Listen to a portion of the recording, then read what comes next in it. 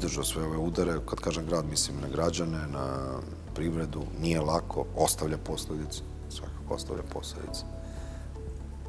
Nadam se da ćemo u prve polovine ove godine stabilizovati situaciju, jer teško je da ne osetimo ozbiljnije posledice ako se nastavi tokom cele 2021. godine.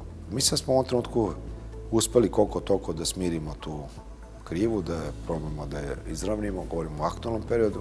Vidjet ćemo i naravno rezultate ovih mera koje su teške mere, teške za privredu, ali bile nužne da država donese.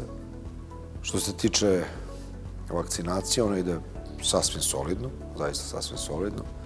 Mi imamo gotovo nekih 50.000 ljudi koje je revakcinisano i nekih još oko 35.000 ljudi koji su primili prvu dozu. Cilj nam je da dođemo do 140-150.000 ljudi što pre sa revakcinom. Odličan je odziv sad kad smo krenuli od pre neki dan u prigradskim naseljima. Zato smo krenuli od Kaća, Budisave, Ledinci, idemo ka Veterniku, idemo ka Futogu, ka Begeču, obići ćemo sve. Vjerojatno ćemo praviti i 2 turnusa po prigradskim mestima. Još jednom koristim priliku i razgovarajući sa vama da pozovem sve građane u našoj državi, bez obzira gde žive, da se vakcinišu. Dodatni apel pre svega na starije sugrađane, na naše penzionere, na naše bake i deke, na naše roditelje, da se vakcinišu. Oni su najugroženiji.